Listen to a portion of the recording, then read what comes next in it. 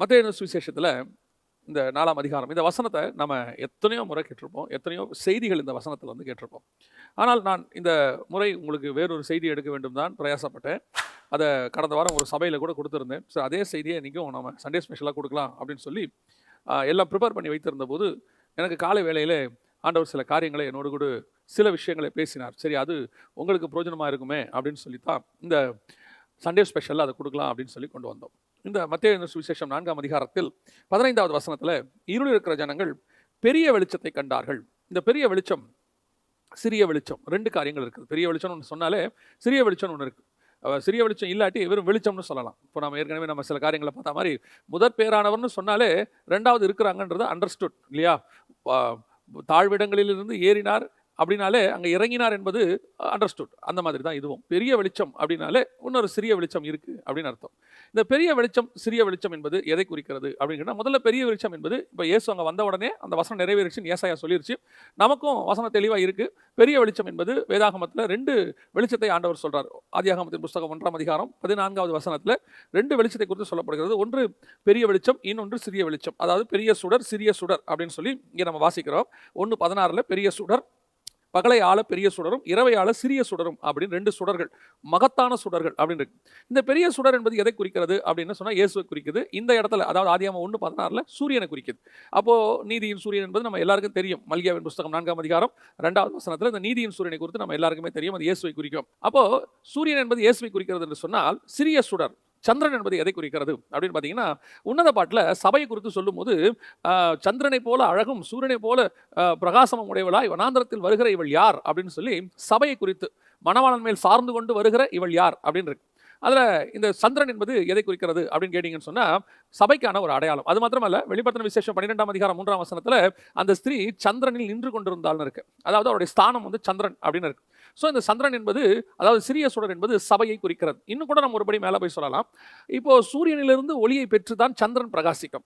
சந்திரனுக்கு என்று சுயமான ஒளி கிடையாது. அது வந்து ரிஃப்ளெக்ஷன் வாங்கி தான் பிரகாசிக்கும். அதே மாதிரி தான் சபை பிரகாசம் இல்லாதது. அந்த பிரகாசம் எங்கிருந்து வருகிறது? ஆட்டுக்குட்டியானவரிடத்தில் வருகிறது. மணவாட்டியாகிய எருசலேமை குறித்து வேதம் சொல்லுகிறது 21ஆம் அதிகாரம் வெளிப்படுத்தின விசேஷத்தில், அதற்கு வெளிச்சம் கொடுக்கும்படி மணவாட்டி சபைக்கு, புதிய எருசலேமுக்கு வெளிச்சம் கொடுக்கும்படிக்கு அதுக்கு சூரியனும் சந்திரனும் வேண்டுவதில்லை, ஆட்டுக்குட்டியானவரே அதற்கு வெளிச்சம். அப்போ அதனுடைய பிரகாசம் எங்க இருக்கு? ஆட்டுக்குட்டியானவர். அப்போ அந்த மணவாட்டியினுடைய பிரகாசம் மணவாளன்கிட்ட வந்து வருது, சந்திரனுடைய பிரகாசம் சூரியன்கிட்ட இருந்து வருது, சபையினுடைய பிரகாசம் இயேசுவின் இடத்துல இருந்து வருது. அதான் அதனுடைய ஒப்புமை. அப்ப பெரிய சுடர் என்பது இயேசுவை குறிக்கிறது, சிறிய சுடர் என்பது சபையை குறிக்கிறது. அப்ப நம்ம இன்னைக்கு இந்த பெரிய சுடர் சிறிய சுடர் அப்படிங்கிற இந்த கான்செப்ட்ல இயேசுவையும் சபையும் வைத்து தான் நாம் பார்க்க போகிறோம். எனக்கு குறிப்பா இந்த வசனத்திலிருந்து ஆண்டவர் எனக்கு சொல்லிக் கொடுத்த சில காரியங்களை மட்டும்தான் உங்களோடு கூட பகிர்ந்து கொள்ள போகிறேன். சபை என்பது என்று சொல்லும் போது நிறைய பேர் என்ன நினைக்கிறாங்க அப்படின்னா, குறிப்பிட்ட டினாமினேஷனை நான் ஏதோ சொல்லுகிறேன், அல்லது ஒரு சபையை குறிப்பிட்ட சபை அல்லது போதகர் அந்த ஊழியத்தை, மெய்ப்பன் ஊழியத்தை மட்டும்தான் நான் பேசுகிறேன் அப்படின்னு அவர்கள் நினைத்துக் கொள்கிறார்கள். நான் பல முறை திருப்பி சொல்றேன், சபை என்பது ஒரு கட்டடத்தையோ ஒரு அமைப்பையோ ஒரு ஆர்கனைசேஷனையோ ஒரு டினாமினேஷனையோ அல்ல. சபை என்பது நம்மை குறிக்கிறது.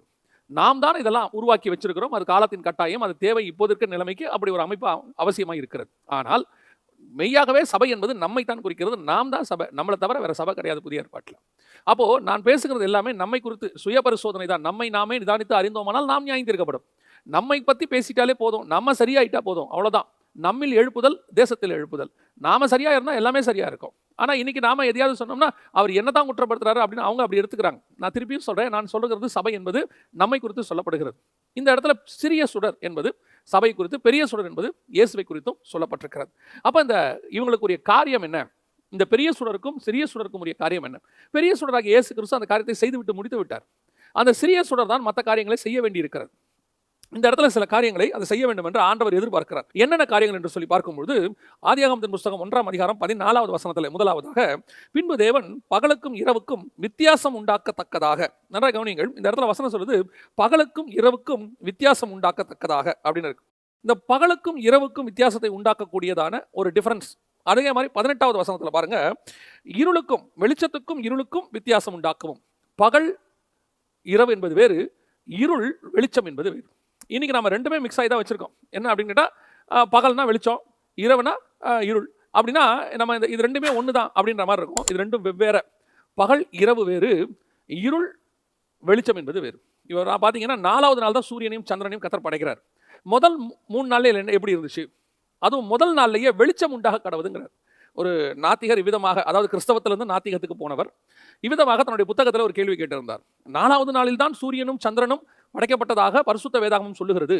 ஆனால் முதலாம் நாளிலேயே வெளிச்சம் வந்து விட்டது. இந்த வெளிச்சம் எங்கிருந்து வந்தது? அடிப்படையிலேயே வேதாகமத்தில் தவறு இருக்கிறது அப்படின்னு சொன்னார். நான் சொல்வேன், இந்த வேதாகமத்தை புரிந்து கொள்வதற்கு ஒரு யுகம் பத்தாது.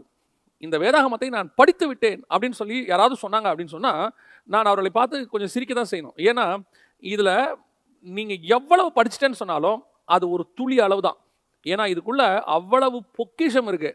அது கூட அவர் எவனுக்கு வெளிப்படுத்த சித்தமாக இருக்கிறாரோ அவனுக்கு தான் வெளிப்படும். எதுக்கு சொல்கிறேன் அப்படின்னு கேட்டால், நான் இப்படி சொல்கிறதால தப்பாக எடுத்துக்காதீங்க. ஒரு சிலர் சொல்லுவாங்க, 300 தடவை வேதாகமத்தை படித்தேன், 400 தடவை வேதாகமத்தை படித்தேன். நல்லது, படியுங்கள். இன்னும் 100 தடவை கூட படியுங்கள். அது தவறான காரியம் அல்ல, நல்ல காரியம். அதே நேரத்தில் எவ்வளவு முறை படித்தாலும் ஒரு முறையாவது அதை நாம் புரிந்து படிக்க வேண்டும். அதுதான் ரொம்ப இம்பார்ட்டன்ட். அந்த ஒரு முறை புரிந்து படித்தல் என்பது உங்கள் ஒரு வாழ்க்கையில் முடியாது. 70 பலத்தின் மிகுதினால் 80ல் அந்த 70 மிகுதி 80க்குள்ள உங்களால் இந்த வேதாகமத்தை புரிஞ்சு நான் படிச்சுட்டேன் அப்படின்னு உங்களால் சொல்லவே முடியாது. ஏன்னு சொன்னால் அவ்வளவு பெரிய பொக்கிஷங்கள் இதற்குள்ள அடங்கி இருக்கிறது. இந்த பூமியையே இன்னும் ஆராய்ந்து முடியலையா? இன்னும் அது ஏன் நம்ம மனுஷ உடம்பையே இன்னும் ஆராய்ஞ்சு முடியலையா மருத்துவத்தினால? சிருஷ்டிப்பினுடைய சிறிய காரியமாகிய இதையே இன்னும் முடியலன்னா சிருஷ்டிகரை எங்க நம்ம படிக்கிறது? சிருஷ்டிகர் தான் வேதம், அவர் தான் வசனம். அவரை எங்க நம்ம படிக்கிறது? அதனால தான் சொல்றேன். அப்போ அவர் கேட்டிருந்தார், முதல் நாள் வெளிச்சத்துக்கு எங்க போனோம்? ரொம்ப சிம்பிள். 26ஆம் அதிகாரம் வெளிப்படுத்தின விசேஷத்தில் இருக்குது. சூரியனும் சந்திரனும் வெளிச்சத்துக்கு தேவையே கிடையாது. இயேசு கிறிஸ்துவே வெளிச்சம்.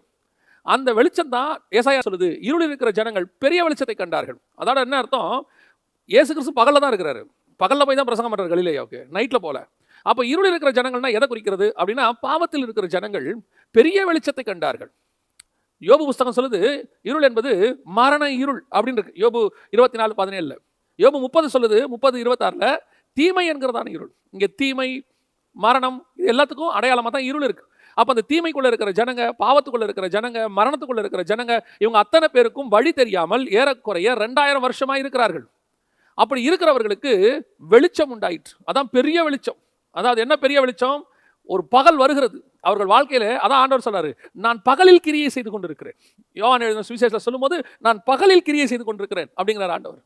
அப்ப நல்லா கவனிச்சு கொள்ளுங்க, பகலுக்கும் இரவுக்கும் வித்தியாசத்தை உண்டாக்கத்தக்கதாகத்தான் ஆண்டவர் ஃபர்ஸ்ட் எதுக்காக உண்டாக்குனாரு? பகலுக்கும் இரவுக்கும் வித்தியாசம் உண்டாக்கத்தக்கதாக. 1:14. அப்போ முதலாவதாக இயேசு கிறிஸ்து வந்தது பகலுக்கும் இரவுக்கும் வித்தியாசத்தை உண்டாக்க, பாவத்திற்கும் பரிசுத்தத்துக்குமான வித்தியாசத்தை உண்டாக்க, மரணத்துக்கும் ஜீவனுக்குமான, நன்மைக்கும் தீமைக்குமான, எல்லாம் கலந்து இருந்துச்சு. எது நன்மை எது தீமை தெரியாது. அழகா எழுதுறார் பவுல் எழுதும்போது, நியாயப்பிரமாணம் என்று ஒன்று இல்லாதிருந்தால் எனக்கு பாவம் என்று என்னன்னே தெரியாது. ஏன்? அந்த நியாயப்பிரமாணம் வந்த பிறகுதான் பொய் சொல்றது எனக்கு பாவனே தெரியுது. அது வரைக்கும் எனக்கு பொய் சொல்றது பாவனே தெரியாது. ஏன்னா அதான் உண்மை. ஏன்னா அது வரைக்கும் வரையறுக்கப்படலை. எது பாவம்? வரையறுக்கப்படலை.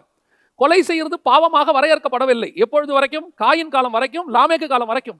அதனாலதான் அவங்க கொலை செய்யறதுக்கு அவங்க செஞ்சுட்டு அது ஒரு பெரிய இஷ்யூவாவே கொண்டாடல. மனசாட்சி என்பது வேறு. பிரமாணத்தில் நான் சொல்லுகிறேன், எப்போ பிரமாணம் வருது? நோவாவுடைய ஜலப்பிரளயத்துக்கு பிறகு நோவா கிட்ட கர்த்தர் சொல்றாரு, சகோதரன் ரத்தத்துக்கு சகோதரனிடத்திலே நான் பழி வாங்குவேன். அப்போ அந்த பிரமாணம்னு ஒன்று வந்தாதான் பாவம் என்பது எது குறிக்குது? இப்போ நமக்கு ஈஸியாக புரியறதுக்கு சொல்றேன், ஒரு ஸ்டாப் லைன்ல நிற்கணும் அப்படிங்கிறது சட்டம் போட்டு நமக்கு ஒரு லைன் போட்டு அதுக்கு ஒரு ஃபைன் மீறினான்னு சொல்லும் போது அது சட்டமாக மாறும்போது நம்ம கம்பல்சரி அதில் நிற்கிறோம். இல்லை அது ஒரு சட்டமா இல்லை, அது ஒரு பிரச்சனை இல்லை அப்படின்னா நம்ம அதில் நிற்கவே போறதில்லை, நம்ம போயிட்டே இருக்க போறோம். ஸோ நமக்கு அந்த சட்டம்னு ஒன்று வரும்போது, ஒரு பிரமாணம்னு வரும்போது நமக்கு அது தெரியுது, ஓ இது நான் செய்யக்கூடாதுன்னு. நியாய பிரமாணத்துக்கு சொல்றேன். பவுல் சொல்றாரு, பிரமாணம் என்று ஒன்று வந்தால்தான் எனக்கு பாவம் என்று என்னென்றே தெரிய வந்தது. ஆனால் பாவத்திலிருந்து விடுதலை அடைய முடியவில்லை. I know about the sin, but I don't know how to deliver from the sin. எனக்கு அதிலிருந்து வெளியே வருவதற்கு எனக்கு வழி தெரியவில்லை. ஆனால் இப்போது ஆண்டவர் சிறிய சுடரை உண்டாக்குகிறார். பகலிலே அவர் இருக்கிறார், இரவிலே சிறிய சுடரை உண்டாக்குகிறார். சபையை கொண்டு இருள வைக்கிறார். யோவான் எழுதின சுவிசேஷம் 9ஆம் அதிகாரம் 4வது வசனத்துல அவர் சொல்லுகிறதான ஒரு வார்த்தை, பகற்காலம் இருக்கும் மட்டும் நான் என்னை அனுப்பினுடைய கிரியையை செய்ய வேண்டும், ஒருவரும் கிரியை செய்யக்கூடாத ராக்காலம் வருகிறது அப்படிங்கிறார். பகற்காலம் மட்டும் நான் கிரியை செய்யறேன்பா, ஒருவரும் கிரியை செய்ய முடியாத ராக்காலம் ஒன்று வருகிறது அப்படிங்கிறார். அப்ப பகலையால பெரிய சுடர். இயேசு கிறிஸ்து எல்லாத்தையும் வித்தியாசத்தை உண்டாக்கிட்டார். சூரியன் ஒன்று வந்துச்சு, அப்பதான் எனக்கு பகல்னா என்ன தெரியுது, பரிசுத்தம்னா என்னன்னே தெரியுது. இயேசுன்னு ஒருத்தர் வந்தாரு, எனக்கு அப்பதான் பகல்னா என்ன தெரியுது, அப்பதான் எனக்கு ஜீவன்னா என்னன்னே தெரியுது. அது வரைக்கும் எனக்கு மரணம் தான். ஏன்? பழைய ஏற்பாட்டு பரிசுத்தவான்கள் அத்தனை பேர் எதை பத்தி தான் பேசிட்டு இருந்தாங்க? மரணத்தை பத்தி தான் பேசிட்டு இருந்தாங்க. நான் மரண இருளின் பள்ளத்தாக்கில் இறங்கினாலும் என் நரைமயிரை துக்கத்தோடு கூட பாதாளத்தில் இறங்க பண்ணுகிறீர்கள், நான் பாதாளத்தில் போய் என் படுக்கையை போட்டாலும், எல்லாம் பாதாளம் பாதாளம் பாதாளம். அவங்க யாருக்குமே அந்த ஜீவனை குறித்த ஒரு அறிவே இல்லை. அப்பதான் இயேசு உள்ளே நுழையிறார். உள்ளே வரும்போது இருளில் இருக்கிற ஜனங்கள் பெரிய வெளிச்சத்தை கண்டார்கள். இப்பதான் அவனுக்கு தெரியுதோ பரலோகத்திற்கு ஒரு வழி இருக்கப்பா, பரலோகத்துக்கு போறதுக்கு வழி இருக்கு. இதெல்லாம் இயேசு செஞ்சுட்டு போயிட்டாரு. இப்போ நான் என்ன செய்றேன்? நான் போறேன், கிரியை செய்ய முடியாத ராக்காலம் வருகிறது, அதுல ஒரு சுடரை நான் வைத்து விட்டு போகிறேன். அந்த சுடர் சிறிய சுடர். அது என்ன செய்யும்? எண்ணிலிருந்து எடுத்து பிரகாசிக்கும். சூரியனிலிருந்து எடுத்து சந்திரன் பிரகாசிக்கிறது போல எண்ணிலிருந்து பிரகாசிக்கும். நம்ம ஏற்கனவே ஆசாரிப்பு கூடாரத்தை பத்தி பேசியிருக்கிறோம். ஒரு 7 கிளை உள்ள பொன் குத்து விளக்கு இருக்கும், மேஜை இருக்கும், அப்பம் இருக்கும். இந்த விளக்கின் வெளிச்சத்தில் தான் அதை படிக்க வேண்டும். இந்த பிரகாசத்தில் தான் அது கிரியை செய்யும். அப்ப அந்த கிரியை செய்யக்கூடியதான அந்த சிறிய சுடர் தான் நீங்களும் நானும். உங்களை என்னையும் கர்த்தர் எதுக்கு வச்சிருக்கிறார்? சபை என்பது எதற்காக? உங்களை என்னும் எதற்காக? இந்த பூமியில் ஆசீர்வாதமாக இருக்கிறதுக்காகவா? நல்ல இந்த வசனத்தை பாருங்க. பூமியில் பிரகாசிக்கத்தக்கதாக வானம் என்கிற ஆகாய விரிவிலே வைத்தார். உங்களை என்ன எங்க வச்சிருக்கிறாரா? பூமியிலிருந்து எடுத்து வானத்துல வச்சிருக்காரு. இப்ப ஆண்டவர் வந்து கிரியை செஞ்சுக்கிட்டு இருக்கிறாரு. பூமியில மரம் செடி கொடியெல்லாம் உண்டாக்கிட்டாரு. ஆனா இப்போ வானம் என்கிற ஆகாய விரிவிலே வைத்தார். அவர் பரலோகத்தில் இருக்கிறாரு, அது வேற வானம். பூமியில கிரியை நடக்குது. ஆனா ரெண்டுத்துக்கும் நடுவுல சூரியனை சந்திரனை வச்சிருக்கிறாரு. அதான் நீங்களும் நானும். உங்களை கொண்டு வந்து என்ன வச்சிருக்கிறார்? சந்திரனை வச்சிருக்கிறார். எதற்காக? இருளிலே இருக்கிற ஜனங்கள் எது இருள் எது பகல்னு வித்தியாசத்தை பார்க்கணும். உங்களை எண்ணியை வச்சு தான் வித்தியாசத்தை கண்டுபிடிக்கணும். அதனால தான் அடிக்கடி ஒரு வசனத்தை நம்ம யூஸ் பண்ணுவோம். அப்போஸ்தலர் நடபடிகள் 2ஆம் அதிகாரம் 40வது வசனம் சொல்லுகிறது, மாறுபாடான இந்த சந்ததியை விட்டு விலகி உங்களை ரட்சித்துக் கொள்ளுங்கள். அப்ப என்ன இருக்கணும்? நாம் இந்த பூமியிலிருந்து எடுக்கப்பட்டு தனிப்பட்ட முறையில் இருப்போம். சபை என்பது இந்த பூமிக்கு ஒத்த வேஷம் தரிக்கிறது அல்ல. ரோமர் 12 வாசிக்கிறோம். சபை என்பது ஒத்து போகிறது அல்ல. சபை இந்த பூமியோடு கூட இணைந்து செயல்படுவதற்காக உருவாக்கப்பட்டதான ஒரு அமைப்பு அல்ல.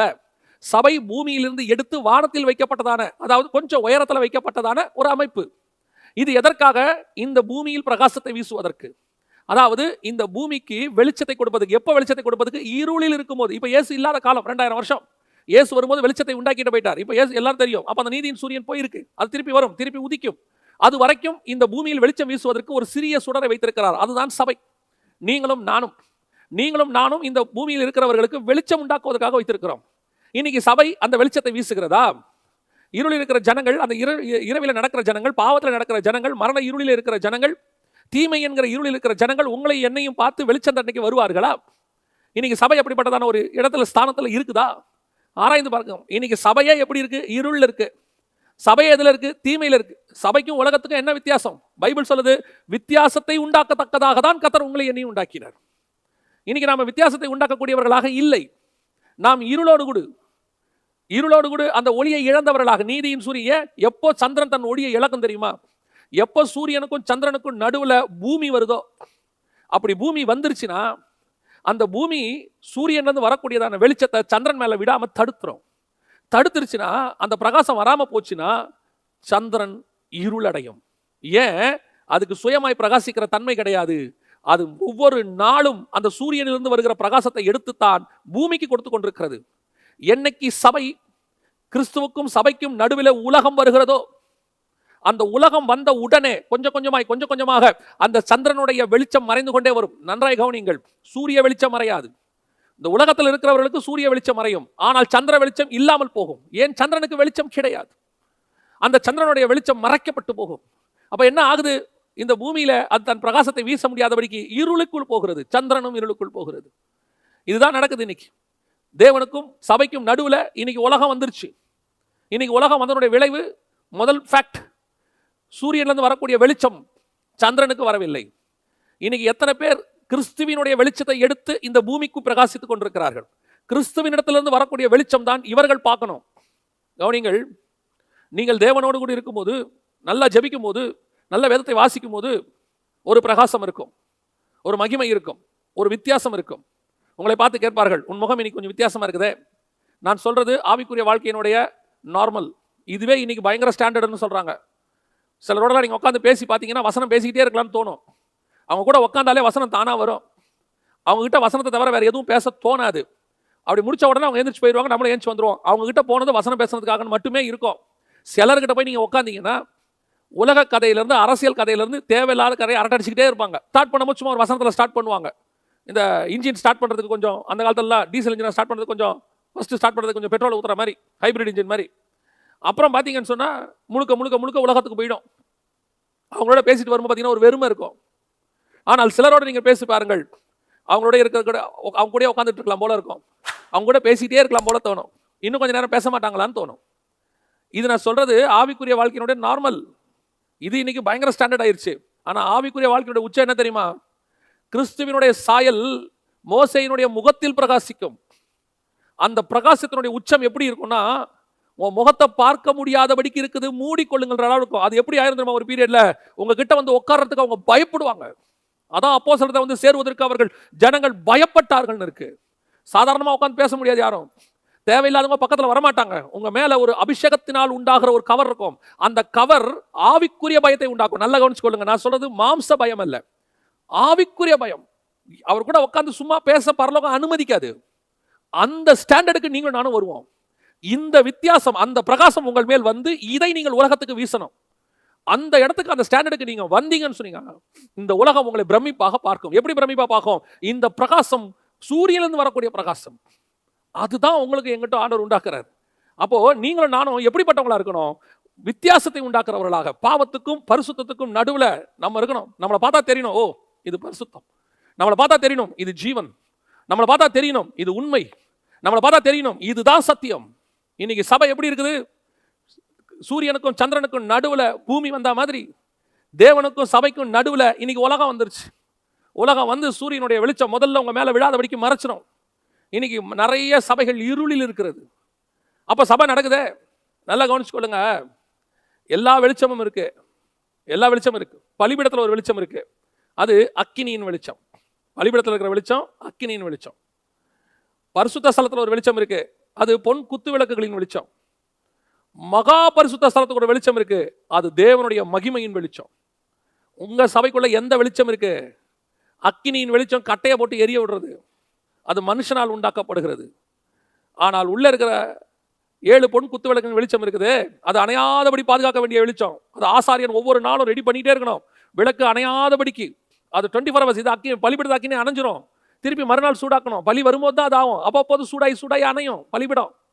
நிறைய பேருக்கு சபைக்கு வரும்போது ஆவி அனலாய் வரும், வீட்டுக்கு போகும்போது அணைஞ்சிரும். ஏன் இன்னும் கொஞ்சம் பேருக்கு சபையில் உட்காந்து கொட்டடிக்கும் போது மட்டும் ஆவி வரும் பலிபீடம். அந்த அக்கினி அந்த கொட்டடிக்கிறத நிறுத்தின உடனே நின்றோம். இதுக்குன்னே சில இடத்துலலாம் பார்த்தீங்கன்னா பீட்டோட ஒரு 10 பாட்டு வச்சிருப்பாங்க.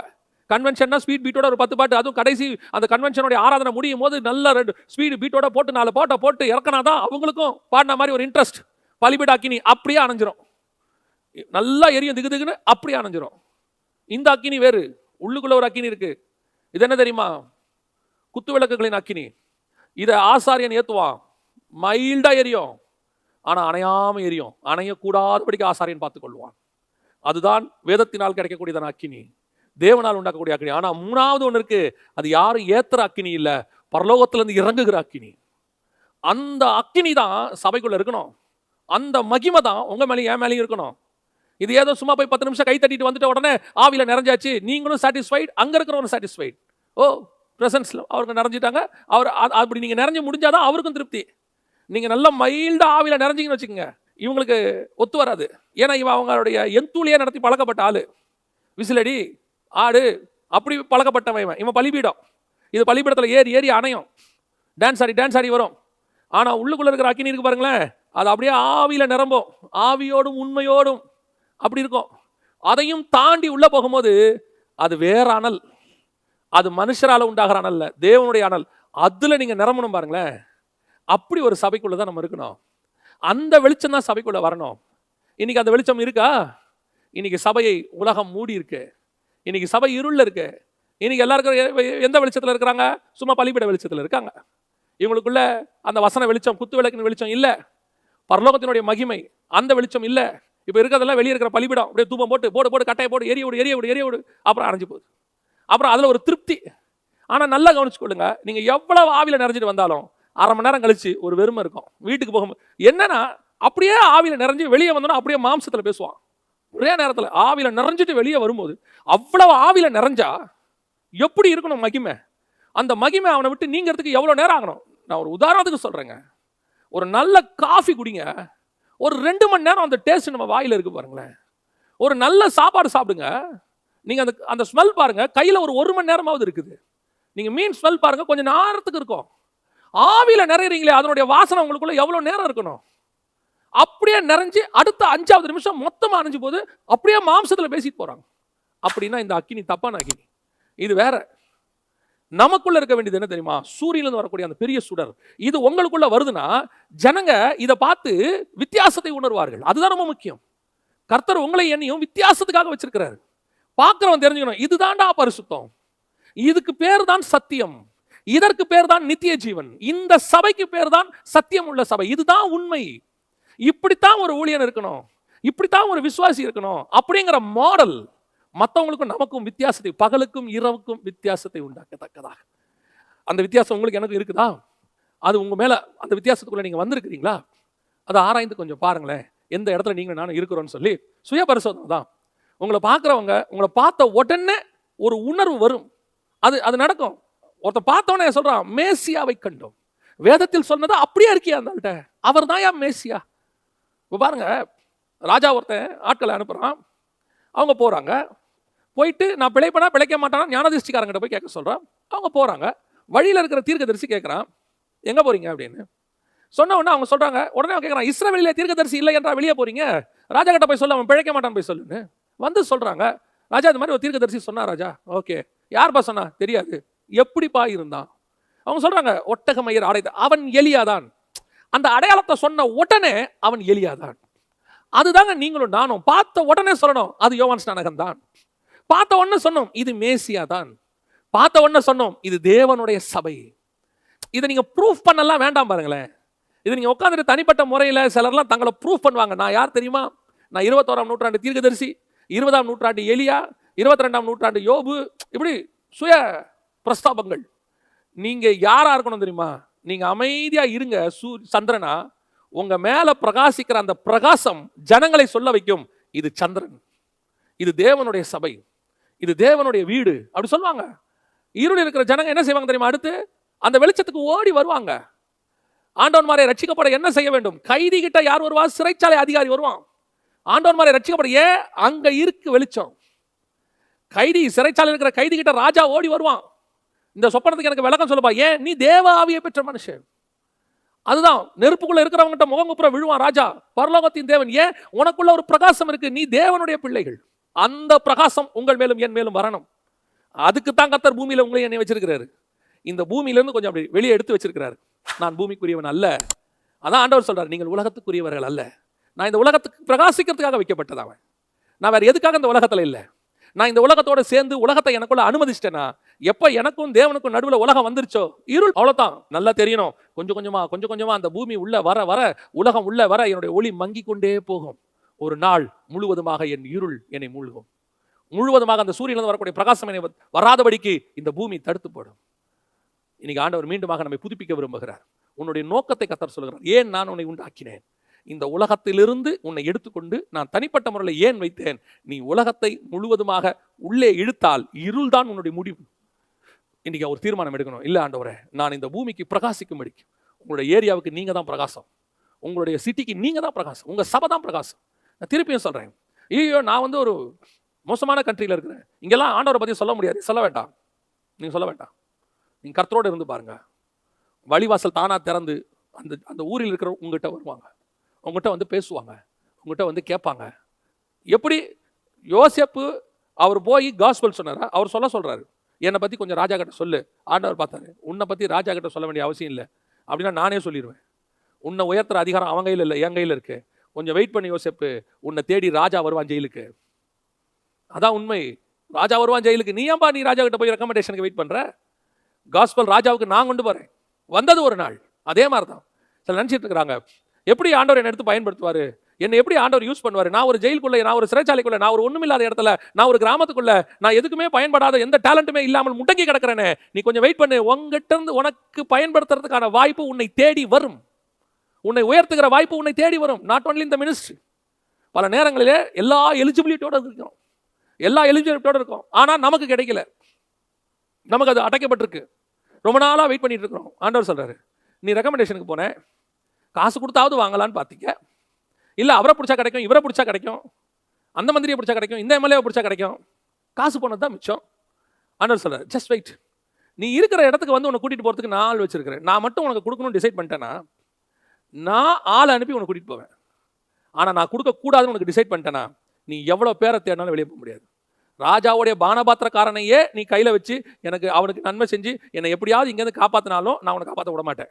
ஏன்? நான் இப்போ உன்னை உயர்த்த விரும்பல, அதனால உயர்த்தவே விரும்பலன்னு சொல்லல, இப்போ உயர்த்த விரும்பல. ஒரு நாள் வரும், நீ ஒன்றும் சொல்ல வேண்டாம், நீ இப்போ இருக்கிற நிலைமையில பொறுமையோடு காத்துரு, பலத்த கரத்துக்குள்ள அடங்கிரு, உன்னை வந்து கூட்டிட்டு போய் மேலே உட்கார வைக்கிற வேலையை நான் செய்வேன். அதுக்கு தான் சொல்றேன், இன்னைக்கு நிறைய பேர் தங்களை பிரகாசிக்க விரும்புகிறான். ஊழியத்தின் பாதையிலையும் வரவங்களுக்கு நான் சொல்றேன், வாலிபர்களுக்கும் சொல்றேன், உடனே லைம் லைட்ல அப்படி வரணும் இப்படி வரணும் அதெல்லாம் ஒன்றும் வேணாம். நீ மட்டும் தேவனால் பயன்படுத்தப்படுகிற மனுஷனா இருந்தால், நீ எந்த கிராமத்தில் எந்த மூலையில் இருந்தாலும் கர்த்தர் உன்னை எடுத்து பயன்படுத்துவார். டோன்ட் திங்க் அபவுட் நான் ஒரு சிட்டிக்குள்ளே இருந்தால் தான் கர்த்தர் என்னை பயன்படுத்துவார், நான் சென்னைக்கு போனால் பயன்படுத்திடுவார், நான் யூடியூப்ல ஏற்றிட்டா பயன்படுத்துவேன். நான் சொல்லட்டுமா, இன்னைக்கு பெரிய பெரிய ஊழியர்களாக இருக்கிறவர்கள் அத்தனை பேரும் சென்னையை சார்ந்தவர்கள் அல்ல, சிட்டியை சார்ந்தவர்கள் அல்ல, அவர்கள் தேவனை சார்ந்தவர்கள். அவர்கள் எந்த சிட்டிங்கிறதே முக்கியம் கிடையாது, எந்த பகுதிங்கிறது முக்கியம் கிடையாது, அவர்கள் தேவனை சார்ந்தவர்கள். அவர்கள் தேவனை சார்ந்து கொண்டார்கள், அந்தந்த கிராமங்களில் இருந்து உயரத்திற்கு கொண்டு வந்து வைத்தார். நீங்க வேணா எத்தனை பேருடைய சாட்சி எடுத்து படிச்சு பாருங்க. they are not coming, they are not from Chennai. அதுக்கு தான் உங்களுக்கு ஒரு உதாரணத்துக்கு நான் சொல்றேன், ஜஸ்ட் வெயிட், அந்த பிரகாசம் உன்மேல் வீசும்படி நீ பார்த்துக்கொள். கர்த்தர் உன்னை எதுக்கு வச்சிருக்கிறாரு? வித்தியாசத்துக்காக வச்சிருக்கிறார். ரெண்டாவது, எதற்காக நம்மளை வச்சிருக்கிறாரு? 1ஆம் அதிகாரம் 14வது வசனம் ஆதியாகமத்தின் புஸ்தகம் சொல்லுகிறது, பின்பு தேவன் பகலுக்கும் இரவுக்கும் வித்தியாசம் உண்டாதற்காக வானம் என்கிற ஆகாய விரிவிலே சுடர்கள் உண்டாக்க கடவது, அவைகள் அடையாளங்களுக்காகவும் காலங்களையும் நாட்களையும் வருஷங்களையும் குறிக்கிறதற்காகவும் இருக்க கடவுள். ரெண்டாவது, எதுக்காக உங்களை என்னை ஆண்டவர் எதுக்கு வச்சிருக்கிறாரு? அடையாளத்துக்காக வச்சிருக்கிறாரு, காலங்களையும் வருஷங்களையும் குறிக்கிறதற்காக. சபையுடைய காலம் வருஷம் நாட்களை குறிக்கிறதுக்கு என்ன, இதுக்கு என்ன சம்பந்தம் இருக்கு அப்படின்னு கேட்டீங்கன்னா, தேவனிடத்துல எப்பவுமே ஒரு காலம் உண்டு. ஆதியிலே தேவன் வானத்தையும் பூமியும் சிருஷ்டித்தார். ஆதி அப்படின்னா டைம், ஒரு கிரியேஷன் தொடங்குதுன்னு அர்த்தம். அப்ப தேவன் அதுக்கு முன்னாடி இருந்தார் இல்லையா, அந்த தேவனுக்கு பேரு அனாதி தேவன். அனாதி தேவனே உனக்கு அடைக்கலம், அவர் நித்திய புயங்களே உனக்கு ஆதாரம். அதுல ஒரு அற்புதமான விஷயம் இருக்கு. அதாவது இந்த காட் வந்து டைம்குள்ள வர மாட்டாரு, எட்டர்னிட்டி, எட்டர்னல் காட். இவர் வந்து டைம்லெஸ் காட் அப்படி வச்சுக்கலாம், உங்களுக்கு ஈஸியா புரியுதுக்கு சொல்றேன், டைம்லெஸ் காட் அவர். ஆனா காட் கிரியேட்டட் அ வேர்ல்டு, இது வந்து ஒரு டைம்குள்ள இருக்கு. எதுக்காக உண்டாக்கி இருக்கிறாருன்னா, திருப்பி ஒரு டைம்லெஸ் வேர்ல்டு எட்டர்னல்குள்ள உங்களை கொண்டு போறதுக்கு. Timeless God created the time world. எதுக்காக? For timeless world. Eternal God created the ஒரு நார்மல் வேர்ல்டு. இது எதுக்காக? ஒரு எட்டர்னல் வேர்ல்டுக்கு போறதுக்காக. ஸோ நீங்கள் நான் இருக்கிறது இருக்க ஒரு டைம். இந்த டைம் வேர்ல்டுக்குள்ள இருக்கிற உங்களுக்கும் எனக்கும் ஆண்டவர் டைம் வச்சிருக்கிறார், நமக்கும் டைம் வச்சிருக்கிறார். ஆனா நம்ம மூலமா ஒரு டைமை உலகத்துக்கு காட்டிக்கிட்டு இருக்கிறார். we are the signs. எதுக்கு? இந்த உலகத்துக்கு ஒரு அடையாளம். இப்போ மெத்துசுலா ஒரு அடையாளம். மெத்துசுலா என்ன அடையாளம்? 969 வருஷம். மனுஷன்லேயே அதிகமாக வாழ்ந்தது யாருன்னு கேட்டிங்கன்னா இந்த மெத்துசுலா தான். எதுக்காக இவனுக்கு அந்த 969 வருஷம்? கரெக்டாக பாருங்க, 65வது வயசுல ஏனோக்கு அவர் பிறக்கிறார். ஏனோக்கு 300 வருஷம் தேவனோட சஞ்சரிக்கிறார். 365ல் ஏனோக்கு எடுத்துக்கொள்ளப்படுகிறார். அதுல இருந்து 969 இவர் மொத்தம், இவருடைய மொத்தம் வருஷம் கணக்கு பார்த்தீங்கன்னா ஒரு 660 வருஷத்துக்கு மேல கரெக்டாக வருது கணக்கு. இந்த ஆண்டு முடியறதுக்கும் நியாய தீர்ப்பு வந்து நோவாவுடைய காலத்தில் ஜலப்பிரளயம் வந்து உலகம் அழியறதுக்கு கரெக்டாக இருக்கு. இதை பற்றி நம்ம ஏற்கனவே செய்தி கொடுத்துருக்கிறோம். அப்போ மெத்துசுலாங்கிறது ஒரு அடையாளம், பூமிக்கு ஒரு அடையாளம். என்ன அடையாளம்? இவன் இருக்கிற வரைக்கும் இந்த பூமி இருக்கும், அதாவது உலகம் இருக்கும். இவனுடைய மரணமும் இந்த அழிவும் ஒன்றாய் வரும். அவனுக்கு பேரு ஜட்ஜ்மென்ட் மேன், நியாய தீர்ப்பின் மனிதன்.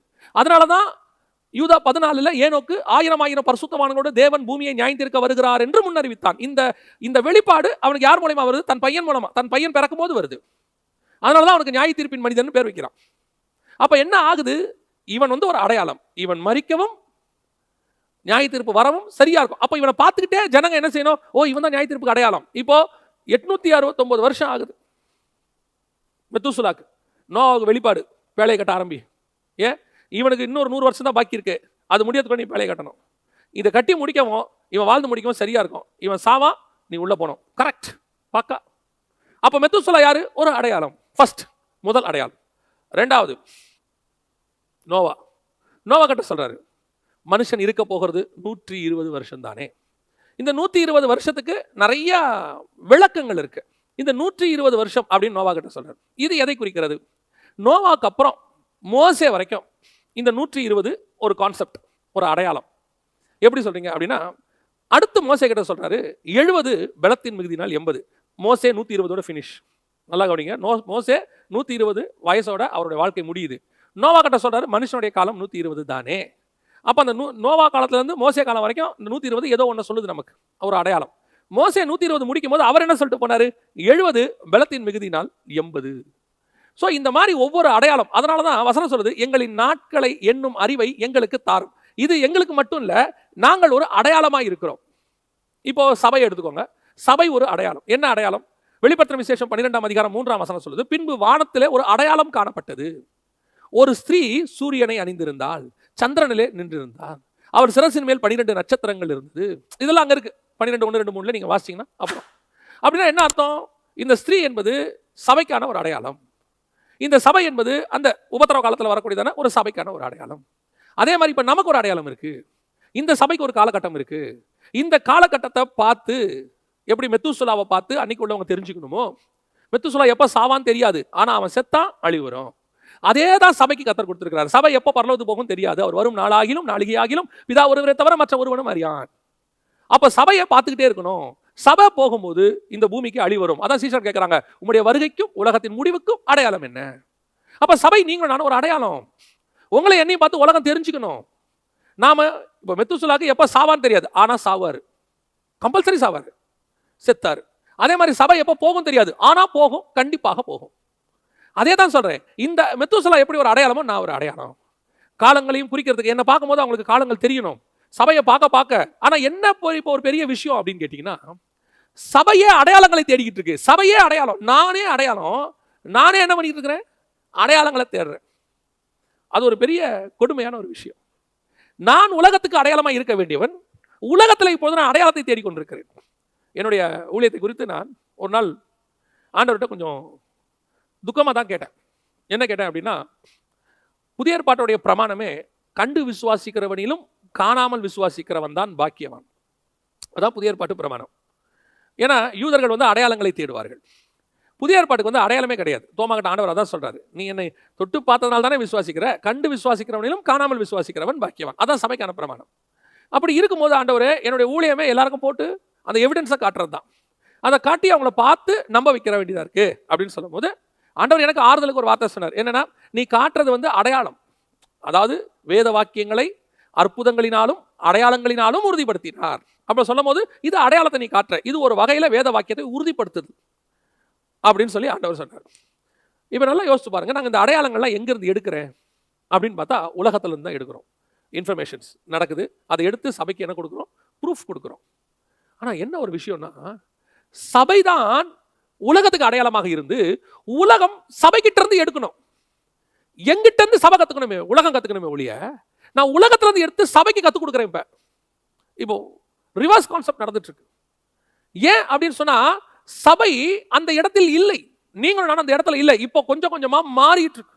எனக்கு ரொம்ப சந்தோஷம். இந்த குறிப்பிட்ட சில வருஷங்களை நான் பார்க்கிறேன், அநேகர் தங்களை அடையாளங்களாய் மாற்றிக் கொண்டிருக்கிறார்கள். எல்லாரும் அதுக்குன்னு எடுத்து ப்ரூஃப் பேசல, எல்லாரும் எவிடன்ஸ் காட்டல, எல்லாரும் ப்ரொஜெக்டர் தூக்கிட்டு போல என்ன மாதிரி. ஆனால் ஜனங்களே அடையாளமாய் மாறிக்கொண்டிருக்கிறார்கள். அவர்களுக்குள் கர்த்தர் அடையாளத்தை போட தொடங்கி இருக்கிறார். அவங்களை பார்க்கும் போதே ஒரு அடையாளம் வருது. அநேக டினாமினேஷன்ஸ்குள்ள மாற்றங்கள், அநேகருக்குள்ளே கர்த்தரை பத்தின வருகையை பத்தினதான அந்த அவேர்னஸ். அவங்க இதை எதுவுமே செய்யல, அவங்களே இப்போ அவங்கள பார்க்கும் போதே கேட்கறாங்க, என்ன இப்படி மாறிட்டாரு? ஆமா, ஆண்டவர் என்ன மாத்தினாரு. அவங்க தான் அடையாளம் ஆகுறாங்க பாருங்க. இப்போ இதன் மூலமா வந்த ஒரு சாட்சியத்தை அதை சொல்றேன், வேற ஒன்று. இது வந்து ஒரு சாட்சி. இப்போ நமக்குள்ள என்ன வருது? ஒரு பெரிய மாற்றம் வருது, ஒரு அடையாளம் உண்டாகுது. இப்போ யோசிச்சு பாருங்க, வானத்துல நட்சத்திரத்தை வானசாஸ்திரிகள் பார்க்குறாங்க. நட்சத்திரத்தை பார்த்துட்டு அவங்க என்ன சொல்றாங்க? இந்த நட்சத்திரம் இங்க இருந்தால் யூதருக்கு ராஜா பிறந்திருக்கணும். அப்ப என்ன அர்த்தம்? இயேசு பிறந்திருக்கிறாருங்கிறத எது அடையாளம் காட்டுது? நட்சத்திரம் காட்டுது. அப்ப நட்சத்திரத்தை வச்சு தான் நான் யாரை கண்டுபிடிக்கணும்? இயேசுவை கண்டுபிடிக்கணும். யாருக்கு? வானசாஸ்திரிகளுக்கு. புறஜாதியாருக்கு அப்படி நியாயம், கரெக்ட். ஆனா இஸ்ரவேல் ஜனங்கள் வேத வசனத்தை வச்சு அவங்க முன்னாடியே கண்டுபிடிச்சிருக்கணும். அவங்க ஃபர்ஸ்டே கண்டுபிடிச்சிருக்கணும், இந்நேரம் நம்ம ஊர்ல மேசியா பிறந்திருக்கணுமே.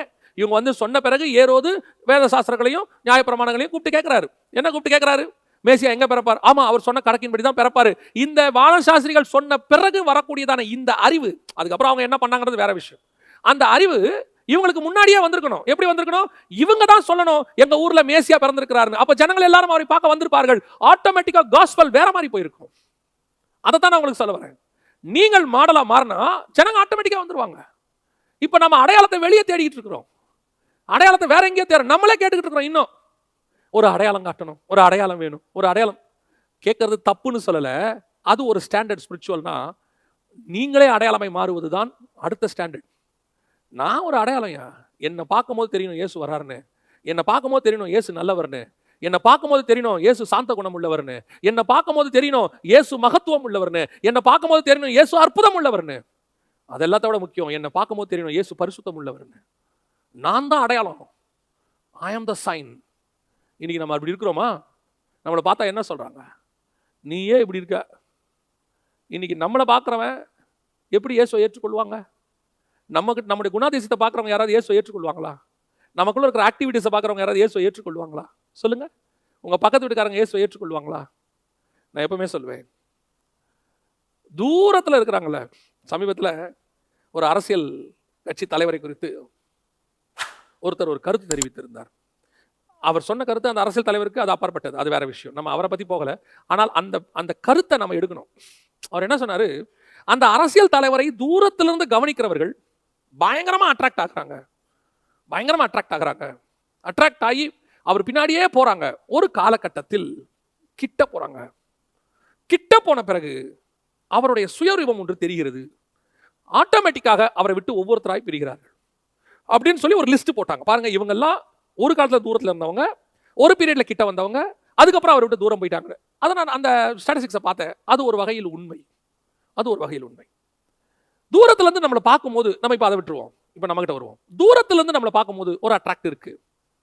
நம்ம கூடவே இருக்கும்போது அந்த சாட்சியை உங்களால் பாதுகாக்க முடியுதா? இயேசுவை தூரத்துல இருந்து பார்க்கும்போது பேதுருக்கு வேற. ஆனா கிட்ட வர வர வர இயேசு போனாலும் அவன் போக மாட்டேங்கிறான். எங்க போக சொல்றீங்க? என்ன நீங்களும் போய்விட மனதா இருக்கிறீங்களோ? எங்க போக சொல்றீங்க? வேறு யார் இடத்துல நான் போவேன்? நித்திய ஜீவ வசனங்கள் உம்மிடத்துல உண்டு, நீங்க போ சொன்னா கூட போக மாட்டேங்கிறான். இன்னைக்கு கிட்ட வர வர வர நம்மளை பார்த்துட்டு போயிடுறாங்க. தூரத்துல இருக்கும்போது நம்ம மேல அவங்களுக்கு ஒரு பெரிய அட்ராக்ஷன் இருக்கு. மேடையில் உட்காந்து நம்ம பேசும்போது கீழே இருக்கிறவங்களுக்கு நம்மளை பார்க்கும்போது, ஐயோ இவர்கிட்ட போய் நம்ம ஜாயின் பண்ணா நல்லா இருக்குமே, இவர் கூட கொஞ்ச நாள் இருந்தா நல்லா இருக்குமே, இவர் கூட போய் படிச்சா நல்லா இருக்கணுமே. உண்மை, மாற்று கருத்து இல்லை, அது அட்ராக்ஷன். ஆனா கிட்ட வந்த பிறகும், இப்ப கிட்ட வந்தவங்கிட்ட பிரச்சனை இல்லை. நல்லா கவனிங்க, திருப்பி நான் சொல்றேன், கிட்ட வந்தவங்கிட்ட பிரச்சனை இல்லை. கிட்ட வந்த பிறகு நான் தூரத்தில் பார்க்கும்போது எப்படி பிரமித்தேனோ அதே பிரமிப்பு எனக்கு கிட்டையும் இருக்கணும். இன்னும் சொல்ல போனா கிட்ட வந்த பிறகு அந்த பிரமிப்பு 2 மடங்கு ஆகணும். ஐயோ, நான் தூரத்துல இருந்து பார்த்ததை விட கிட்ட வந்தா இன்னும் பயங்கரமா இருக்கேன். பிரமிட தூரத்துல இருந்து பாத்தீங்கன்னா அழகு, பிரமிட் இருக்கு இல்லையா ஈஜிப்ட்ல, தூரத்துல இருந்து பார்த்தா அழகு, கிட்ட வந்தா பிரமிப்பு. தூரத்துல பார்க்கும்போது பயங்கர அழகா தெரியும், ஆஹா என்ன ஒரு கன்ஸ்ட்ரக்ஷன். கிட்ட வர வர வர அதோட ஜைஜாண்டிக்கான ஸ்ட்ரக்சர், கன்ஸ்ட்ரக்ஷன் அப்படி பார்த்து முடிக்கும் போது பா என்ன ஒரு பிரமிப்பு. கழுத்து முடியலையே, பார்க்க முடியலையே. அந்த பிரமிப்பு ஒரு ஒரு கட்டடத்திற்கே இப்படி இருக்குமானால், அதான் சொல்றேன், தூரத்துல இருந்து பார்க்கும்போது அழகு, கிட்ட வந்தா பிரமிக்கணும். இன்னைக்கு தூரத்துல இருந்து பிரமிக்கிறான் நம்மளை பார்த்து, கிட்ட வந்தா சொல்றேன் அது தூரத்துல இருந்து பார்க்க தான் அழகா இருக்குது, கிட்ட வந்தா ஒன்றும் இல்லை, விட்டுட்டு போறான். அப்போ மிஸ்டேக் எங்கேயோ எங்கிட்ட இருக்கு. நான் அடையாளமாக இல்லை. நான் அடையாளமாக இருப்பேன், ஆனால் தூரத்தில் என்னை பார்த்தவன் கிட்டே வரும்போது இன்னும் நெருங்குவான், என்னை விட்டுட்டு போகக்கூடாதுன்னு ஆசைப்படுவான். ஐயோ நான் உன் கூடவே இருக்கணும், நான் போக மாட்டேன், என்னை அனுப்பிடாத அப்படின்னு அவன் நினைக்கணும். அதுதான் அடையாளம். அந்த அடையாளத்துக்கு தான் கர்த்தர் உங்களை என்னை வச்சிருக்கிறாரு. நீங்களும் அப்படி இருக்கிறோமா? அந்த அடையாளத்தோடு கூட காணப்படுகிறோமா? உங்களை என்னையும் பார்த்து அவன் தெரிஞ்சுக்கணும், இது கடைசி காலம், இது இயேசு கிறிஸ்துவினுடைய காலம், இது அற்புதத்தின் காலம், இது ஆசீர்வாதத்தின். ஏன் நம்மளை பார்த்தா அவனுக்கு ஒரு ஆசை வரணும். ஒரு பாருங்க எப்படி சந்தோஷமா இருக்காங்க கேட்கணும். அவன் அந்த ஆள் முகத்துல ஒரு சமாதானம் இருக்கு பாருங்க. எப்படிங்க அது? இவ்வளோ லாக்டவுன் எல்லாம் கிடக்குது, ஆனா அவன் மட்டும் ஜாலியா சந்தோஷமா இருக்கான் பாருங்க அப்படின்னு கேட்கணும். அதுதான் அடையாளம். இவ்வளவுக்கு நடுவுலையும் கர்த்தர் உன்னை என்னையும் அடையாளமாய் வச்சிருக்கிறார். கடைசியாக கர்த்தர் என்னவாக வச்சிருக்கிறார்? அதே ஆதியாகமத்தின் புஸ்தகம் 1ஆம் அதிகாரம் 16-18 சொல்கிறது, தேவன் பகலை ஆள பெரிய சுடரும் இரவை ஆள சிறிய சுடரும். இதே காரியம் 18ஆம் வசனத்திலும் வருது. பகலையும் இரவையும் ஆளவும் அப்படின்னு இருக்கு. ஆளுகை, சபையினுடைய 3வது மிக முக்கியமான விஷயம் ஆளுகை. சபை பகலையும் இரவையும் ஆளணும். சபைக்கு டிஃபால்ட்டா கர்த்தர் கொடுத்திருக்கிற அழைப்பு ராஜாக்களும் ஆசாரியரும். இந்த ஆசாரியம் என்பது ஊழியம், நம்ம எல்லாருக்கும் தெரியும். ஆனா ஊழியக்காரனுக்குள்ள இன்னொன்னும் இருக்கு, இன்னொரு அபிஷேகம் கலந்துருக்கு. என்ன தெரியுமா? ரெட்டிப்பான நன்மைனா அதுதான். அந்த ரெட்டிப்பான நன்மை எது அப்படின்னா, ஒன்று ஆளுமை, ராஜரீகம், ராஜாவாகவும், இன்னொன்று ஆசாரியனாகவும். இந்த ஆசாரியத்துவத்தோடு கூட இருக்கிற ஆளுமை தன்மை. அதாவது ஆசாரியத்துவத்தில் ஆளுகை தன்மை இருக்கணும். அது இருக்கா? இன்னைக்கு நம்ம இரவை ஆள்றோமா? பரிசுத்தத்தை ஆள்றோமா? வெளிச்சத்தை ஆள்றோமா? பொதுவாகவே கேட்குறேன், நமக்குள்ள ஒரு ஆளுமை இருக்கா? There is an authority. சபைக்கு ஆண்டவர் ஒரு அத்தாரிட்டி கொடுத்துருக்கிறார். ஆதாம் காலத்திலிருந்து நீங்களும் அடிமையா இருக்க கர்த்தர் விரும்பவே இல்லை. நல்லா தெரிஞ்சுக்கொடுங்க. ஆதாம் கிட்ட சொல்லும்போது கூட கர்த்தர் சொன்னாரு, ஆண்டு கொள்ளுங்கள். அப்புறம் ஆதாம் பிசாஸ் கையில் வித்துட்டான். இப்ப கர்த்தர் அதை ஜெயிச்சிட்டார். திடம் கொள்ளுங்கள், நான் உலகத்தை ஜெயித்தேன் சொல்றாரு. இப்போ உங்களுக்கு நான் சகல அதிகாரத்தையும் கொடுத்துட்டு போறேன். என் நாமத்தினால எல்லா அதிகாரம். எப்படி பார்வோன் யோசேப்பு கையில ஒரு மோதிரத்தை போட்டாரு, போட்ட உடனே அந்த முத்திரை மோதிரம் அதை போட்ட உடனே சமஸ்த எகிப்தும் உனக்கு வணங்கும், நான் மட்டும்தான் உனக்கு மேல இருப்பேன், மிச்சம் எல்லாம் உனக்கு கீழே இருக்கும். அதே காரியம் தான் எப்ப இயேசு கிறிஸ்துவானவர் உங்க மேல பரிசுத்த ஆவியாகிய முத்திரையை போட்டாரோ, இந்த உலகம் அனைத்தும் நமக்கு கீழே. கீழேனா நம்ம மேல மேலான ஆளு, இவங்க எல்லாம் மதிக்க கூடாது, அது அல்ல. அது யூதர்கள், அதல்ல. நான் சொல்றது ஸ்பிரிச்சுவல் அத்தாரிட்டி, ஸ்பிரிச்சுவல் ஆளுகை. உடனே நீங்க சீசர்களை மாதிரி அக்கினி இறக்கி அவனை கொன்று போடும், அதல்ல. அதல்ல. நீ உடனடியாக நாசமாய் போவாய். சிலர் அந்த அத்தாரிட்டியை மிஸ்யூஸ் பண்ணுவாங்க. மிஸ்யூஸ் பண்ணி சபிக்கிறதுக்கு யூஸ் பண்ணுவாங்க, ஒருத்தருடைய வீழ்ச்சிக்கு யூஸ் பண்ணுவாங்க, ஒருத்தருடைய வாழ்க்கையினுடைய முடக்கத்துக்கு அதை யூஸ் பண்ணுவாங்க. இல்ல அந்த அந்த அத்தாரிட்டியோடைய வேலை அது இல்லை. அத்தாரிட்டி எனக்கு எது கிடைச்சிச்சு? நம்ம ஏற்கனவே பிதாவின் அதிகாரம்ங்கிற பேர்ல இதை பார்த்திருக்கிறோம். யோவான் 13 இதை பத்தி பார்த்திருக்கிறோம். பிதா தனக்கு எல்லாவற்றையும் ஒப்பு கொடுத்தார் என்பதை அறிந்து இயேசு கால்களை கழுவ தொடங்கினார். சோ அத்தாரிட்டி என்பது வேறு, ஸ்பிரிச்சுவல் அத்தாரிட்டி. இந்த ஸ்பிரிச்சுவல் அத்தாரிட்டி உங்ககிட்ட வரும்போது என்ன ஆகும்? ஸ்பிரிச்சுவல் வேர்ல்டுல உங்களை காட் ஒரு யோசேப்பை மாதிரி, பிரதமர் மாதிரி, அவர் கிங். அவருக்கு கீழே உங்களை வச்சு அப்படி உலகத்துக்குள்ள அனுப்புவார். நீங்கள் போங்கள், உலகத்துக்கு போங்கள், போய் ஆளுகை செய்யுங்கள். உங்களை எதுவும் செய்யாதியா, எந்த ஸ்பிரிச்சுவல் இதுவும் வராது. இன்னைக்கு இன்னும் நம்ம பயந்துட்டு உட்காந்துருக்கலாம். இரவை ஆளணும். இன்னைக்கு இரவை பார்த்து இவன் பயப்படுறான், இருளை ஆளுகை செய்யவும். அப்படிதான் வசனம் சொல்லுது. இந்த இடத்துல வசனம் என்ன சொல்லுது பாருங்களா? 1ஆம் அதிகாரம் 18, இரவை ஆளணும். 16வது வசனம் சொல்லுது இரவை ஆள. அப்ப இன்னைக்கு இந்த இரவை ஆள்றோமா, இருளை ஆள்றோமா? நம்ம இன்னைக்கு தீமையை கண்டு நீங்க பயப்படுறீங்களா? உங்களை கண்டு தீமை பயப்படுதா? இவன் பாவத்தை பார்த்து பயப்படுறான். ஐயோ நான் உடனே அப்ப பாவத்தை கண்டு பயப்படக்கூடாதா? இல்லைங்க, பாவத்தை கண்டு பயந்து நான் செய்யக்கூடாதுன்னு நினைச்சது ஒரு காலம். ஒரு பீரியட்ல பிசாசுக்கு உங்க மேல வரணும், இவனை ஒன்றும் செய்ய முடியாதுன்னு வரணும். உங்க மேல அப்படி ஒரு எண்ணம் பிசாசுக்கே வந்துடணும், இவனை ஒண்ணுமே செய்ய முடியாதுயா. ஒரு ஊழியரை குறித்து நான் கேள்விப்பட்டேன். அவர் தேவனுக்கு என்று தன் வாழ்க்கையை அர்ப்பணித்து விட்டார். இது சில 100 வருஷங்களுக்கு முன்பாக ஒரு புத்தகத்தில் படித்தது. தேவனுக்கு தன்னை அர்ப்பணித்து விட்டார். இப்போ அவருடைய குடும்பத்தாரில் 100 வருஷத்துக்கு முன்னாடி பார்த்துக்கோங்களேன், குடும்பத்தாரில் அவரை எப்படியாவது திருப்பி கொண்டு வரணும். அதனால என்ன செய்கிறார்கள்? தாய் தகப்பன்மாரே அருவருக்கத்தக்க காரியம் ஒன்றை செய்கிறார்கள். அதாவது என்ன பண்றாங்க அப்படின்னு கேட்டீங்கன்னா, அவருடைய ரூமுக்கு அவருடைய முறை பொண்ணை ஒரு அரைகுறை ஆடையோடு கூட எப்படியாவது அவனை திருப்பி உலக வாழ்க்கை கொண்டாந்து, அவன் ஏசுன்னு போறான், உன் பின்னாடி திருப்பிடு, உன் அழகுக்கு நேரம் திருப்பிடு அப்படின்னு.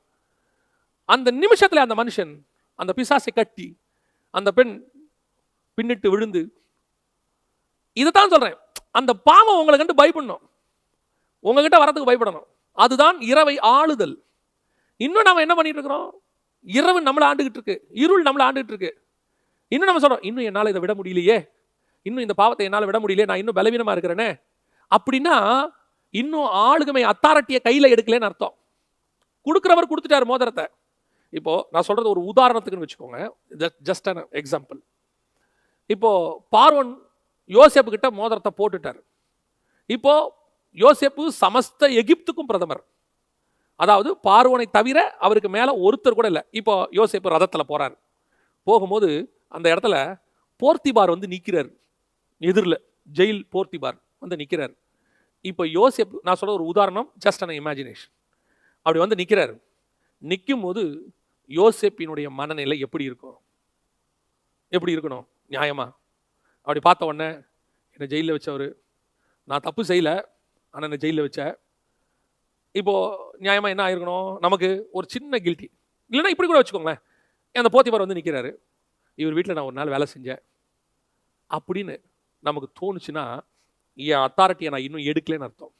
எனக்கு தோணினாலே, அவனுக்கு தோன்றது இருக்கட்டும், எனக்கு தோணினாலே நான் இவர் வீட்டில் ஒரு நாள் வேலை செஞ்சேன், நான் இவர்கிட்ட தான் சாப்பிட்டுக்கிட்டு இருந்தேன், இவர் மனைவி என்கிட்ட தப்பாக நினச்சாங்க, என்னை கொண்டு போய் ஜெயிலெல்லாம் வச்சாங்க, இந்த தாட் வந்தாலே இன்னும் அத்தாரிட்டி என் கைக்கு வரல, என் மைண்டே மாறணும்.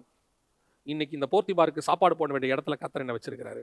நியாயமாக போர்த்திபார் நினைக்கணும், ஐயோ நாம தப்பா செஞ்சிட்டோம் போல, நம்ம யோசேப்புக்கு விரோதமா செஞ்சிட்டோம் போல, இன்னைக்கு யோசேப்பை பார்வோன் உயர்த்திட்டாரே, நான் கொண்டு போய் ஒரு இடத்துல வச்சா அதை விட மேலான இடத்துக்கு பார்வோன் கொண்டு போயிட்டானா, இனி நான் எப்படி இந்த யோசேப்புக்கு முன்னாடி போய் நிற்பேன்? ஐயோ நாளைக்கு அரிசி எனக்கு வேணுமே கொடு, ஏன்னா போத்திபார் வீட்டுக்கும் அரிசி வேணும், நாளைக்கு எனக்கு அரிசி வேணுமே, நான் எப்படி போய் யோசேப்பு எதில் நிற்பேன்? யோசேப்பை மன்னிக்கிறாரு கொடுக்குறாரு, அது அவர் இஷ்டம்.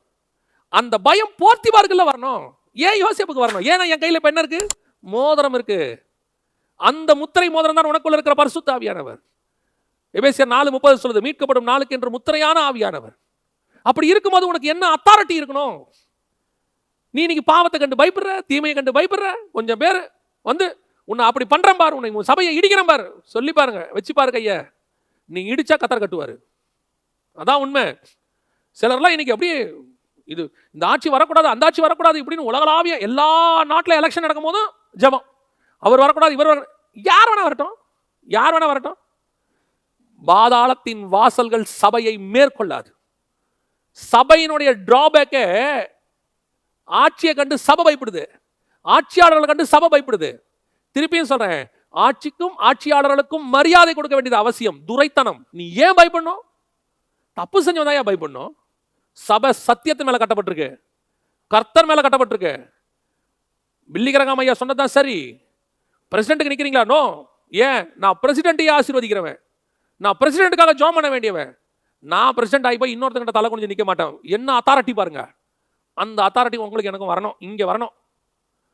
எனக்கு பெருமை கிடையாது, ஆனால் எனக்குரிய போஸ்டிங் அப்படிப்பா. பாரு, ஆடு மேய்ச்சிட்டு இருந்த தாவீது இன்னைக்கு ராஜா மாதிரி உட்காந்துருக்கிறான் பாரு சிங்காசனத்தில், திமிரு அப்படியா சொல்லுவாங்க? இல்லை, அவன் கஷ்டப்பட்டான் ஒரு நாள், இன்னைக்கு கத்திர ராஜா உட்கார வச்சுக்கிறான், அப்படி தானே சொல்கிறோம். அவன் சிங்காசனத்தில் தான் உட்காரணும், ஏன்னா அவனுக்கு கொடுக்கப்பட்ட அதிகாரம் அப்படி. அந்த அத்தாரிட்டியை நீங்களும் நானும் எடுக்கணும். பாவத்தின் மேலே எடுக்கணும், தீமையின் மேலே எடுக்கணும், எல்லாத்தின் மேலேயும் எடுக்கணும். கூனி குறுக்கி பயந்து, எல்லாத்துக்கும் பயம். கரப்பாம்பூச்சியில் ஆரம்பிச்சு சில சங்கங்கள் வரைக்கும் எதை பார்த்தாலும் பயம். என்ன பண்ணிடுவாங்க? அப்படி இப்பயும் சொல்றேன், இந்த சபையானது ரோம சாம்ராஜ்யத்தில் ஆரம்பித்து பல இசங்களையும் பல கூட்டமைப்புகளையும் பல கம்யூனிஸ்டுகளையும் பல நாசிசையும் ஃபேசிசையும் எல்லாத்தையும் பார்த்து முடிச்சிருச்சு. எழுமனவெல்லாம் தொலைஞ்சான், சபை நிற்கிது. இன்னும் உலக வரலாறை எடுத்து பாருங்க. அந்த அத்தாரிட்டி உங்களுக்கு எனக்கும் வரணும். அதை உடனே எடுத்துக்கிட்டு ரோடோட அத்தாரிட்டின்னு போகிறதில்ல, அதல்ல. நான் அந்த அத்தாரிட்டியோடு கூட இருக்கிறேன். கத்தர் என்ன அப்படி வச்சிருக்கிறாரு. நான் ஆளுகை செய்வதற்காக கத்தர், ஆதாமிலிருந்து இயேசு வரைக்கும் ஆளுகை செய்வதற்காகத்தான் கத்தர் அழைத்தார். உங்களையும் என்னையும் அப்படித்தான் அழைச்சிருக்கிறார். உங்களுடைய விரோதமாக எழும்புகிற பாவத்துக்கு முன்னாடி, தீமைக்கு முன்னாடி அத்தாரிட்டியோட ஏஞ்சி நில்லுங்க. இனி இந்த பாவத்தை நான் செய்ய போகிறது இல்லைன்னு சொல்லுங்க. இந்த பாவத்தை நான் மேற்கொள்றேன்னு சொல்லுங்க. இந்த பாவத்தை என் காலுக்கு கீழே போட்டு மிதிக்கிறேன்னு சொல்லுங்க. ஏன்? பிசாசின் தலையை அவர் நசுக்கிட்டாரு. வாழை நசுக்கிறது மட்டும்தான் என் வேலை. என் வேலை தலையை நசுக்கிறதே கிடையாது. பாம்புக்கு விஷம் வாயில, வால்ல கிடையாது. அந்த விஷம் உள்ள பகுதியை கத்தர் நசுக்கிட்டார் தலையை. இனி திருப்பி நம்ம நசுக்க வேண்டியது அதனுடைய வாழை மட்டும்தான். அதுக்கே பயந்தா எப்படி? இன்னைக்கு சொல்லுங்க, இந்த பாவத்தை நான் மேற்கொள்ள போகிறேன். எனக்குள்ள இருக்கிற பரிசுத்த ஆவியாகிய முத்திரை எனக்கு அந்த அத்தாரிட்டியை கொடுத்திருக்கிறது. நான் மாம்சத்தை ஜெயிக்க போகிறேன். I am going to take over. We are conquest. அப்படிதான் வசனம் சொல்லுது. எல்லா இடங்களிலும் எங்களை வெற்றி சிறக்க பண்ணுகிறவர். நீங்களும் நான் வெற்றி சிறக்க பண்ணுவதற்காக அழைக்கப்பட்டவர்கள். அதன் மேலாதபடிக்கு மிகப்பெரிய அதிகாரத்தை கர்த்தர் நம் கையில் கொடுத்திருக்கிறார், ஆளுகை செய்யும்படி. இதுதான் சபையினுடைய மிக முக்கியமான மூன்றாவது காரியம். இந்த சிறிய சுடரை கர்த்தர் எதுக்கு உண்டாக்கி இருக்கிறாரு? முதலாவதாக வேதம் சொல்லுகிறது, உங்களுக்கும் உலகத்திற்கும் பாவத்திற்கும் வித்தியாசத்தை உண்டாக்குறதுக்காக மத்தியில நாம் வைக்கப்பட்டோம். இரண்டாவது, அடையாளத்திற்காக. இந்த உலகத்துக்கு நீங்கள் நான் தான் அடையாளம், எல்லாத்துக்கும் நம்ம தான் அடையாளம். இயேசுலேருந்து வருக வரைக்கும் நம்மளை தான் கர்த்தர் அடையாளமாக வச்சுட்டு போயிருக்கிறார். கடைசியாக ஆளுகை செய்வதற்காக.